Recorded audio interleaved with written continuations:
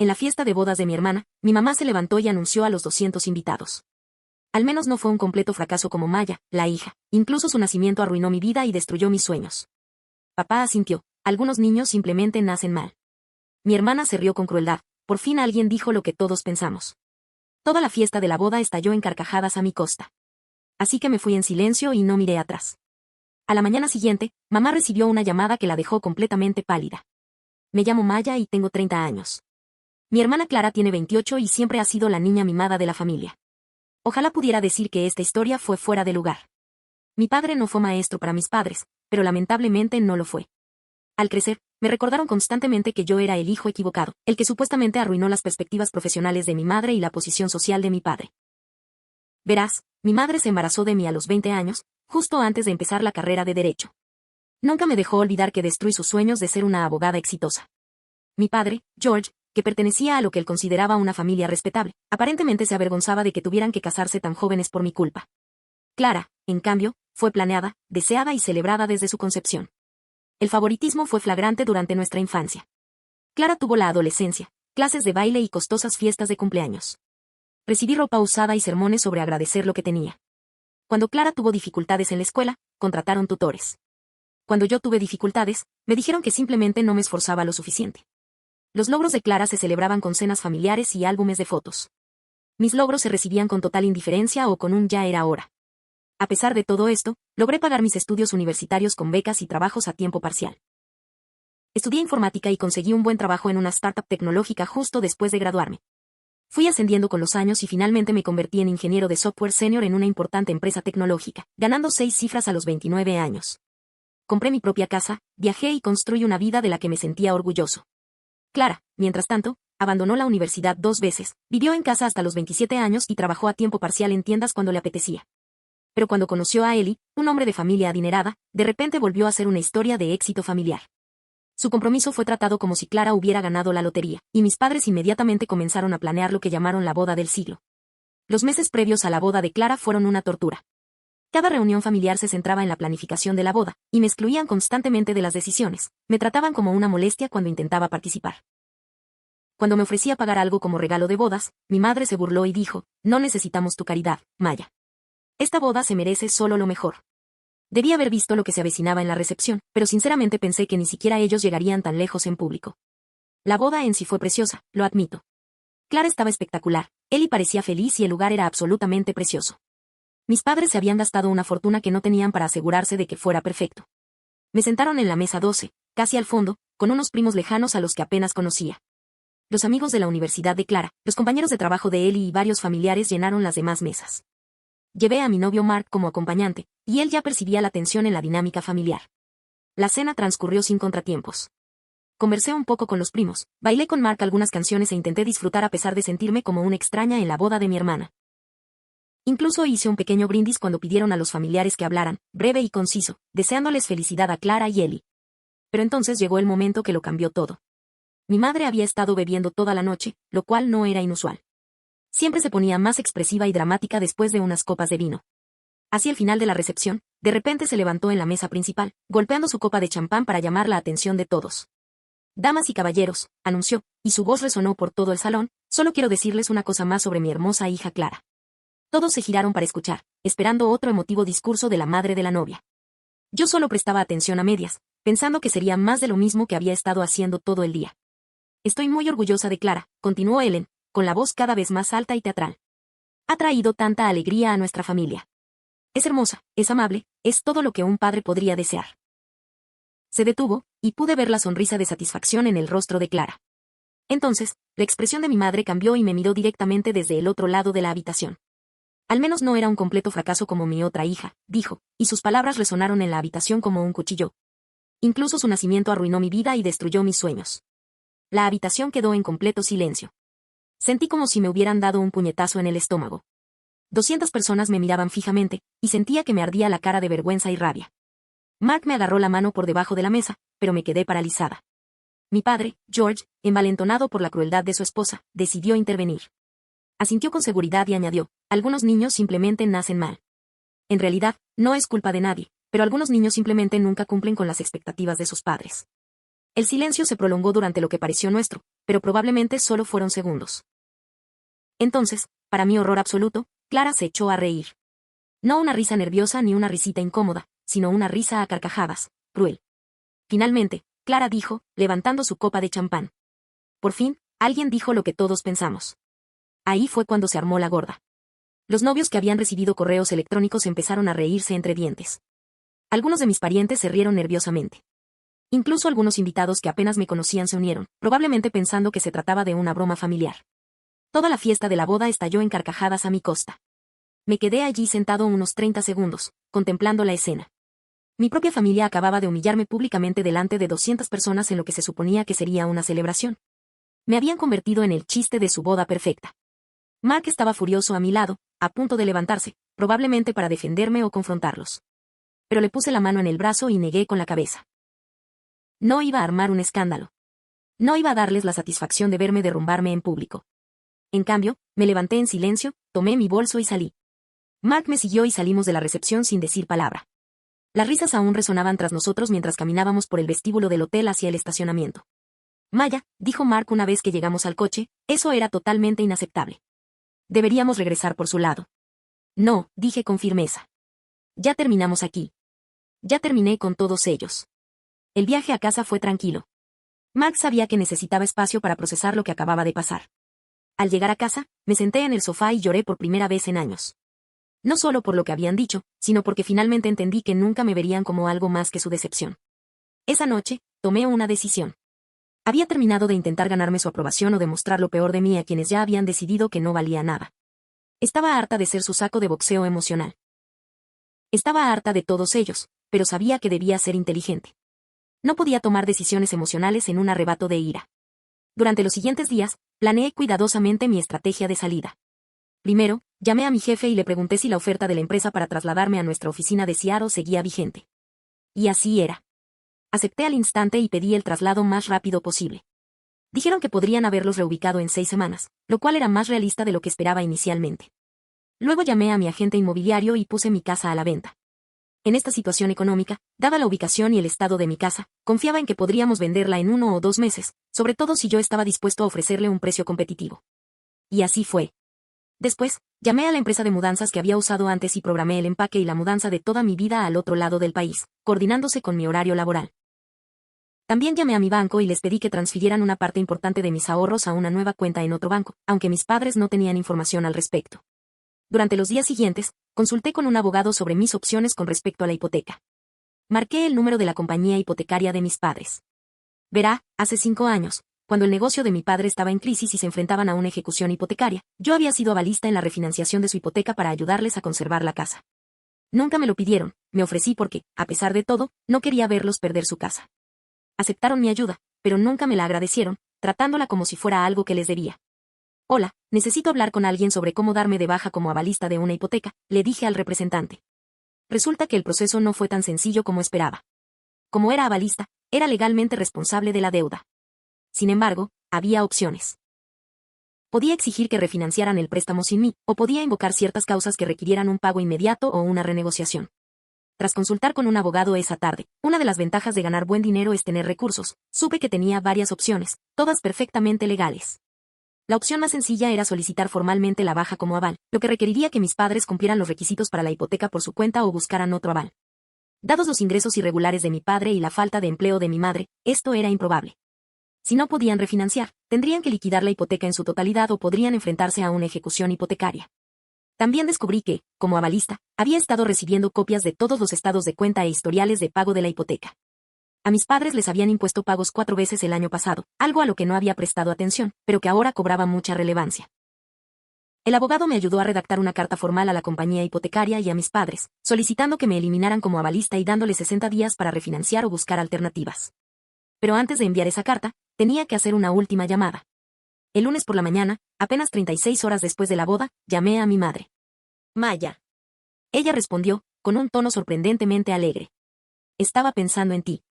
Oye, sobre el sábado por la noche, ya sabes cómo nos ponemos tu padre y yo cuando hemos estado bebiendo. No queríamos decir nada serio. Solo eran bromas familiares. De hecho, mamá, no te llamo por eso, dije con calma. Llamo para avisarte que me mudo a Seattle por trabajo y que me daré de baja como avalista de tu hipoteca. Fue una larga causa. ¿A qué te refieres con darte de baja?, preguntó, y noté el cambio en su tono. Dije exactamente lo mismo. Consulté con un abogado y solicito formalmente que me retiren como avalista de su hipoteca. Tendrá 60 días para refinanciar la hipoteca sin mí o hacer otros arreglos. Otra pausa, más larga esta vez. Maya, no hablas en serio. Es sobre el sábado por la noche, ¿no? Mira, estábamos celebrando el gran día de Claire, todos se lo estaban pasando genial. No se trata del sábado por la noche, interrumpí, aunque ambos sabíamos que sí. Se trata de hacer cambios en mi vida y liberarme de problemas financieros que ya no me sirven. Que mamá, y ahora su voz tenía ese tono desesperado que ya había oído antes cuando necesitaban algo para mí. Sabes que no podemos calificar para la hipoteca sin tus ingresos. El negocio de tu padre ha ido lento, y con los gastos de la boda, ya no es mi problema. Mamá, ¿cómo que no es tu problema? Somos tu familia. Familia, lo repito despacio. ¿Así llaman a lo que pasó el sábado por la noche? Se quedó callada un momento, y cuando volvió a hablar, su voz era más baja. Maya, por favor. Cometimos un error. Estábamos borrachos, nos dejamos llevar. ¿Sabes que te queremos? ¿En serio?, pregunté. Porque tengo 28 años y puedo contar con una mano las veces que me has dicho que me amas. Ni siquiera puedo contar las veces que me has dicho que te arruiné la vida. No es eso. No quise decirlo. Sí, lo hiciste. Lo dijiste en serio. ¿Y sabes qué? Está bien. Tienes derecho a sentir lo que quieras por mí. Pero también tengo derecho a vivir mi vida sin que me recuerden constantemente que soy una decepción para quienes nunca han reconocido mis logros. Maya, por favor, hablemos de esto. Ven a cenar esta noche, podemos solucionarlo. No, mamá. Ya no quiero resolver las cosas. Ya no quiero ganarme la aprobación, no voy a volver. Ya no quiero ser el chivo expiatorio de la familia. Pero la casa será una responsabilidad que tengo que resolver. Igual que debería haber sido hace 3 años. La oí empezar a llorar, algo que quizá me hubiera afectado unos días antes. Pero después del sábado por la noche, solo sentí una extraña sensación de alivio. Me iré a finales del mes que viene, continué. Mi abogado te enviará mi nueva dirección si la necesitas para cualquier asunto legal. De lo contrario, creo que es mejor que no tengamos contacto por un tiempo. Maya, no lo dirás en serio. ¿Qué le diré a la gente? ¿Qué pensará Clara? Y ahí estaba. Incluso en ese momento, le preocupaban las apariencias y la opinión de Clara. Diles lo que quieras, mamá. Diles que finalmente me convertí en el fracaso que siempre dijiste que era. Seguro que Clara se reirá mucho. Colgué antes de que pudiera responder. En menos de una hora, recibí 6 llamadas de mi padre, 3 de Clara y 2 mensajes de texto de Eli. Al parecer, Clara le había contado el drama familiar. No contesté a ninguno. Al final de la semana, las llamadas habían aumentado. Mi padre dejó mensajes de voz furiosos sobre la lealtad y la responsabilidad familiar. Cleo dejó mensajes llorosos sobre cómo lo estaba arruinando todo y destrozando a la familia. Incluso algunos familiares lejanos empezaron a contactarme, aparentemente habiendo oído alguna versión de la historia. Pero ayudé a consolidar mi negocio. Mi casa se vendió en 6 semanas, incluso por más de lo que esperaba. El paquete de reubicación de mi empresa fue generoso y mi nuevo puesto incluyó un aumento considerable. Todo estaba tomando forma para mi nuevo comienzo. La situación de la hipoteca se desarrolló exactamente como mi abogado había predicho. Mis padres intentaron desesperadamente refinanciar el préstamo por su cuenta, pero sin mis ingresos como garantía, ningún banco los aprobó. Contactaron a otros familiares para que los avalaran, pero ninguno cumplía los requisitos o no quería asumir esa responsabilidad. 2 meses después de mi llamada, mi madre me volvió a llamar. Esta vez, sonaba diferente. Maya, dijo en voz baja, vamos a perder la casa. Lo siento, respondí, y de verdad que lo sentía. No quería que se quedaran sin hogar. Solo quería que entendieran que sus actos tenían consecuencias. Por favor, susurró. Haré lo que sea. Me disculparé públicamente. Les diré a todos lo exitoso que eres. Lo arreglaré. Es demasiado tarde para eso, mamá. No puede ser demasiado tarde. Eres mi hija. ¿Lo soy? Porque una boda es clara, dejaste muy claro que solo tienes una hija, y no soy yo. Ahora lloraba más fuerte. Estaba borracho, fui estúpido, no quise decirlo en serio. Me has dicho cosas así toda la vida. Borracho o sobrio, nunca has perdido la oportunidad de recordarme que arruiné tus sueños.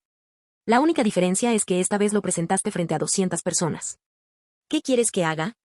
No quiero que hagas nada. Quiero que vivas con las consecuencias de tratar a uno de tus hijos como basura durante 28 años.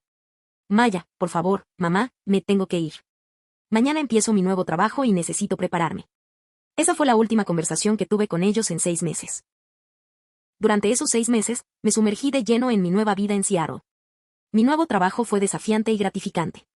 Hice nuevos amigos, exploré una nueva ciudad y, por primera vez en mi vida adulta, no andaba siempre con pies de plomo ni intentando demostrar lo peor a quienes ya habían decidido que no valía nada. La libertad era embriagadora. Podía tomar decisiones sin preocuparme por lo que pensarían mis padres. Podía compartir buenas noticias sin prepararme para recibir cumplidos ambiguos ni comparaciones inmediatas con Clara. Cuando me ascendieron a los 3 meses de empezar mi nuevo trabajo, lo celebré con mis nuevos compañeros sin sentir ese nudo en el estómago al saber que mis logros serían minimizados o ignorados en casa. Mi nuevo equipo de trabajo fue increíble. Escucharon mis ideas e implementaron muchas de mis sugerencias para mejorar nuestra arquitectura de software. Mi jefa, Tara, me brindó un apoyo especial y se convirtió en una especie de mentora. Fue la primera persona en un puesto de liderazgo que me hizo sentir realmente valorada por mis contribuciones. Tienes un gran instinto, me dijo durante una de nuestras reuniones individuales. Entiendo por qué la oficina central te quería aquí.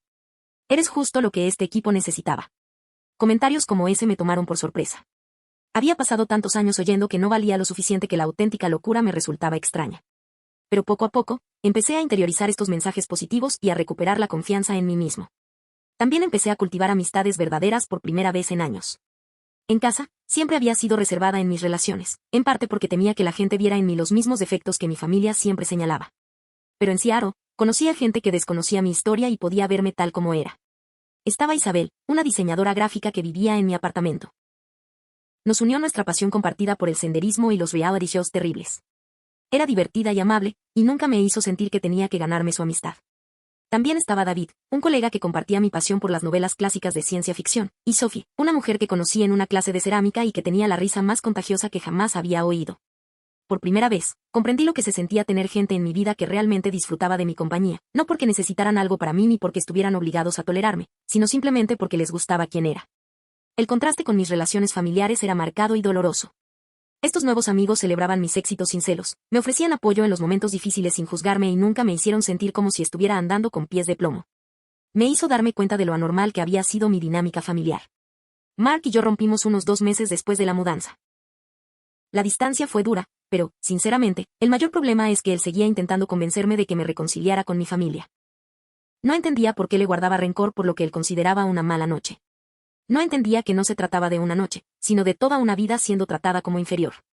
Había una familia, Maya, decía durante nuestras llamadas cada vez más tensas. Todos dicen cosas que no sienten cuando beben. No puedes cortarles la comunicación para siempre por un solo error. Pero eso era precisamente lo que él no entendía. No fue un solo error. Fue la culminación de 28 años de errores, de ser tratada como la decepción de la familia, de que mis logros fueran menospreciados y mis dificultades ignoradas. La fiesta de la boda fue solo un momento en el que expresaron en voz alta, frente a 200 personas, lo que me han estado transmitiendo toda la vida. Intenté explicárselo a Mark, pero él venía de una familia cariñosa y comprensiva donde los conflictos se resolvían con conversaciones sinceras y disculpas sinceras. No podía comprender la idea de que algunas relaciones familiares pudieran ser fundamentalmente tóxicas e irreparables. Estás siendo dramático, dijo durante nuestra última conversación. Toda familia tiene problemas. No puedes escaparte cada vez que alguien te hiere los sentimientos. Ahí fue cuando supe que habíamos terminado. Si pudiera reducir toda una vida de abuso emocional a sentimientos heridos, jamás comprendería mi decisión ni me apoyaría en el proceso de sanación que apenas comenzaba. La ruptura fue triste, pero también liberadora. Me di cuenta de que había estado con Mark en parte porque representaba estabilidad y normalidad, cualidades que habían faltado en mi vida familiar. Pero ya no necesitaba que él validara mi valor. Estaba aprendiendo a hacerlo por mí misma. Por aquella época, empecé a ver a una consejera, la doctora Noah Patel, especializada en trauma familiar y establecimiento de límites. Nuestra primera sesión fue reveladora de maneras inesperadas. Cuéntame sobre tu infancia, me dijo, y me lancé a contar lo que pensé que era una historia bastante normal sobre la rivalidad entre hermanos y el favoritismo parental. Pero mientras hablaba, vi cómo cambiaba su expresión facial. Empezó a tomar más notas. Me hizo preguntas más inquisitivas. Al final de la sesión, me miraba con una mezcla de preocupación profesional y compasión personal. Maya, dijo con dulzura, lo que describes es una rivalidad fraternal normal, o incluso un favoritismo típico. Lo que experimentaste fue abuso emocional y búsqueda de chivos expiatorios. Te convirtieron en el blanco de la disfunción familiar, y no es tu culpa. Escuchar esas palabras de un profesional fue a la vez reconfortante y devastador. Una parte de mí siempre supo que mi trato era injusto, pero también había interiorizado la narrativa de mi familia de que yo era, de alguna manera, defectuosa o difícil. Que un terapeuta capacitado me confirmara que su comportamiento era abusivo, no mi culpa y anormal, fue un punto de inflexión en mi proceso de sanación. La doctora Patel me ayudó a comprender la dinámica familiar que moldeó mi infancia. Me explicó cómo las familias a veces designan a un miembro como chivo expiatorio, la persona a la que culpan de los problemas de los demás y que sirve de blanco para la disfunción colectiva de la familia. Me ayudó a comprender que mi rol como el fracaso familiar no se basaba en nada malo que yo hubiera hecho, sino en la necesidad de mi familia de tener a alguien a quien culpar por sus propios defectos y decepciones. Los sueños incumplidos de tu madre de estudiar derecho no fueron culpa tuya, me dijo. La vergüenza de tu padre por su posición social no fue culpa tuya. La necesidad de tu hermana de sentirse especial no fue culpa tuya. Te hicieron responsable de sus emociones y sus fracasos, lo cual es completamente inapropiado. Estas sesiones de terapia fueron intensas y a menudo me dejaron emocionalmente agotada, pero también fueron increíblemente sanadoras. Por primera vez en mi vida, pude separar mi propia identidad de la percepción que tenía mi familia de mí. Empecé a verme digna de amor y respeto, no porque tuviera que ganármelo con logros o buen comportamiento, sino simplemente porque era una persona con un valor intrínseco. Mark y yo tuvimos varias conversaciones difíciles durante este periodo. Él me vio fortalecerme y ganar confianza, pero también le costó aceptar mi decisión de distanciarme de mi familia. El hombre que presenció su humillación pública seguía creyendo que la familia es la familia y que debía esforzarme por reconciliarme. Por rumores, sobre todo publicaciones de primos en redes sociales, me enteré de que mis padres habían perdido la casa. Se habían mudado a un pequeño apartamento al otro lado de la ciudad. El negocio de mi padre prácticamente se había derrumbado, en parte debido al estrés y la distracción de sus problemas financieros. Al parecer, Clara y Eli se habían ofrecido a ayudar, pero a la familia de Eli no le hacía ninguna gracia apoyar a sus suegros, y eso había causado cierta tensión en su nuevo matrimonio. Me sentía mal por la casa, de verdad. Era la casa donde crecí, y a pesar de todos los malos recuerdos, también tenía algunos buenos. Pero también sabía que si no hubiera dado ese paso, nada habría cambiado. Habrían seguido tratándome como su decepción personal, mientras dependían de mi apoyo económico. 6 meses después de mudarme, Clara me contactó por correo electrónico. Era un mensaje largo, lleno de disculpas y explicaciones. Afirmaba que se había dejado llevar por el momento en su boda, que había estado bebiendo, que no había dicho la verdad. Me contó sobre sus dificultades económicas, cómo la familia se estaba desmoronando y cuánto me extrañaba. Al final del correo, me preguntó si podíamos hablar por teléfono. Lo pensé durante una semana antes de responder. Cuando lo hice, fui breve. Clara, agradezco tu disculpa, pero aún no estoy lista para hablar. Necesito más tiempo para procesar todo lo sucedido. Espero que tú y Eli estén bien, y que mamá y papá resuelvan su situación. Respondió de inmediato, preguntándome cuándo estaría lista, si podía hacer algo y si consideraría visitarla en Navidad. No respondí a ese correo. La Navidad llegó y se fue. La pasé con nuevos amigos en Seattle, haciendo senderismo en las montañas y cenando en un restaurante con una vista increíble de la ciudad. Por primera vez en años, tuve una Navidad sin estrés, sin juicios, sin tener que defender mis decisiones de vida ni escuchar comparaciones entre Clara y yo. Fue la mejor Navidad de mi vida.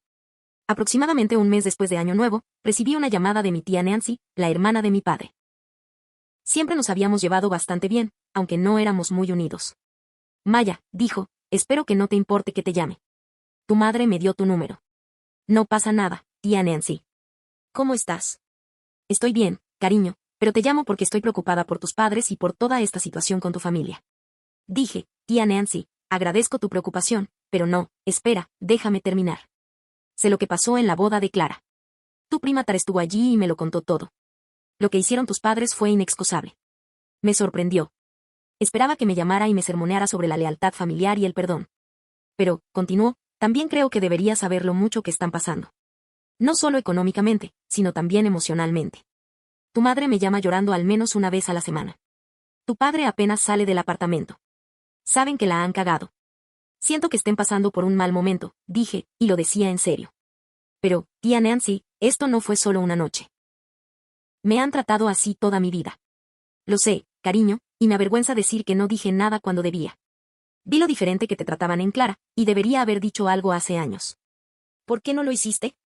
Porque no me correspondía, o al menos eso me dije. Pero al ver a dónde me llevó, me di cuenta de que estaba equivocado. Debí haberte defendido. Hablamos casi una hora.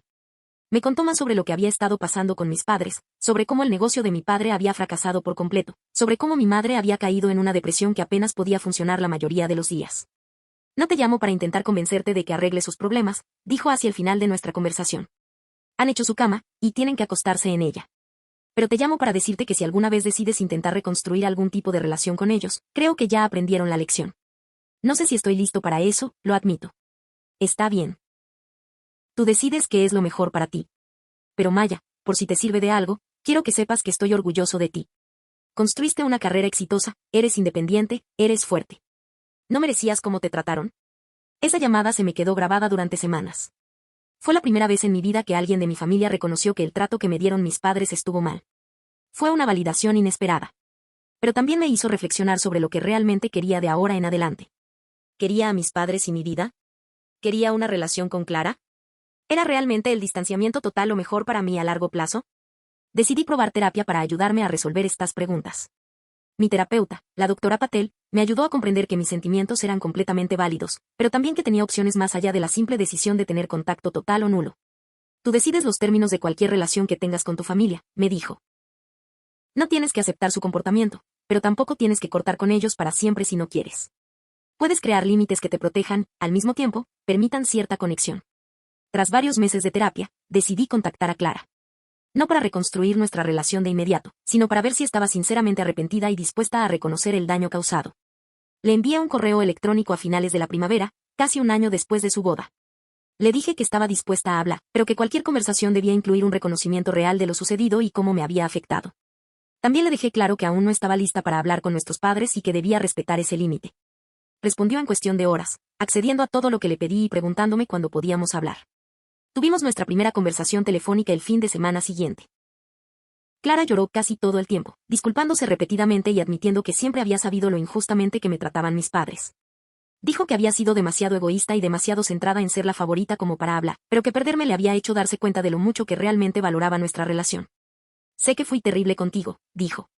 No solo en la boda, sino durante años antes. Me gusta ser la niña mimada, y no quería arriesgarme a eso defendiéndote.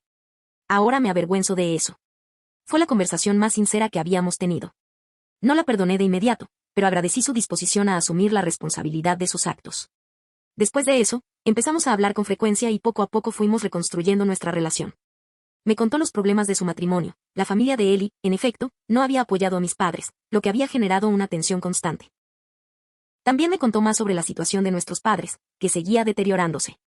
Preguntaban por ti constantemente, dijo durante una de nuestras llamadas. Mamá tiene tu foto en la nevera de su apartamento y le cuenta a cualquiera que le escuche sobre tu exitosa carrera en Seattle. Qué irónico, dije. Lo sé. Por fin está orgullosa de ti, pero solo después de perderte. Tras varios meses de conversaciones regulares con Clara, me preguntó si consideraría hablar con nuestros padres. Le habían estado pidiendo que facilitara algún tipo de contacto, y ella creía que estaban sinceramente arrepentidos. No estaba segura de estar lista, pero la doctora Patel y yo habíamos estado considerando esta posibilidad. Me ayudó a identificar que necesitaría de ellos para siquiera considerar reconstruir la relación. Si decides hablar con ellos, me dijo, debes tener claros tus límites y expectativas. No dejes que minimicen lo sucedido ni que te apresuren a perdonar algo que no estás lista para dar. Le dije a Clara que lo pensaría, pero que si aceptaba hablar con ellos, sería bajo mis condiciones. Primero tendrían que escribirme una carta, reconociendo específicamente que habían hecho mal y cómo me había afectado. Tendrían que disculparse sin excusas ni intentar minimizar su comportamiento. Y tendrían que entender que cualquier relación futura se haría completamente bajo mis términos. Clara accedió a comunicarles estas condiciones. 2 semanas después, recibí un paquete por correo. Dentro había una carta manuscrita de mi madre y otra de mi padre. Ambas cartas eran más largas que cualquier comunicación que hubiera recibido de ellas, y ambas estaban repletas de reconocimientos específicos por su comportamiento y disculpas sinceras. La carta de mi madre incluía este párrafo. He pasado cada día del último año pensando en cuando dije, la boda de Clara, y me horroriza mi propia crueldad. Pero más que eso, he estado pensando en todas las maneras en que te fallé durante tu infancia y tu vida adulta. Nunca fuiste un fracaso, Maya. Nunca fuiste un error. Fui un fracaso, como madre y como persona. Dejé que mis propias decepciones e inseguridades me convirtieran en alguien capaz de lastimar a su propio hijo. Sé que no puedo reparar el daño que he causado, pero quiero que sepas que ahora lo veo y me avergüenzo de la madre que fui para ti. La carta de mi padre era similar, reconociendo su papel en la creación de una dinámica familiar donde me devaluaban y desestimaban constantemente. Leer esas cartas me emocionó de una forma inesperada. Había deseado este reconocimiento durante tanto tiempo, pero ahora que lo tenía, no sabía qué hacer con él. Reflexioné sobre las cartas durante un mes antes de responder. Cuando lo hice, acepté una conversación telefónica con cada uno, entendiendo que eso no significaba que estuviera listo para reanudar una relación normal. Las llamadas fueron difíciles, pero productivas. Mis padres parecían sinceramente arrepentidos, y ninguno intentó excusarme ni apresurarme a que perdonara. Mi madre lloró durante casi toda la conversación, diciéndome lo orgullosa que estaba de lo que había logrado y lo mucho que lamentaba no haberme apoyado. Sé que no tengo derecho a pedir otra oportunidad, dijo, pero si alguna vez me dejas intentar ser una mejor madre para ti, te prometo que haré todo lo posible por ganármela. Esas conversaciones ocurrieron hace 6 meses. Desde entonces, he tenido llamadas ocasionales con mis padres y un contacto más regular con Clara. No estoy lista para visitarlos ni para retomar una relación familiar normal, pero no me cierro a la posibilidad de que podamos reconstruir algo algún día. Lo más importante que he aprendido con todo esto es que no tengo por qué aceptar el trato que me dan solo porque viene de mi familia. Pasé 28 años intentando ganarme el cariño de quienes habían decidido que no valía la pena, y casi me destruyen el proceso. Establecer ese límite, por doloroso que fuera para todos los involucrados, fue lo mejor que hice por mí. Obligó a mi familia a afrontar su comportamiento y sus consecuencias, y me dio el espacio que necesitaba para construir la vida que realmente quería. No estoy seguro de que nos depare el futuro a nuestras relaciones familiares. Quizás encontremos la manera de reconstruir algo sano, quizás no. Pero sea como sea, sé que estaré bien. Por primera vez en mi vida, no espero la aprobación de nadie para sentirme bien conmigo misma. Y eso, más que cualquier venganza que pudiera haber planeado, se siente como una verdadera victoria. Algunos podrían pensar que fui demasiado duro, pero me pasé al retirarme como aval de su hipoteca. Otros podrían pensar que debería haberlos dejado de lado por completo y no haberme arrepentido. Sinceramente, todavía estoy tratando de entender qué es lo que me conviene. Lo que sí sé es que a veces la mejor venganza no es dramática ni inmediata. A veces es simplemente negarse a aceptar un trato inaceptable y construir una vida que te haga feliz, sin importar lo que piensen quienes te hicieron daño. Mi familia pasó 28 años tratándome como si no valiera nada. Ahora saben cómo es la vida sin mí. Queda por ver si eso requiere un cambio genuino y una reconciliación, o si simplemente sirve como una lección sobre las consecuencias. Pero sea como sea, por fin soy libre.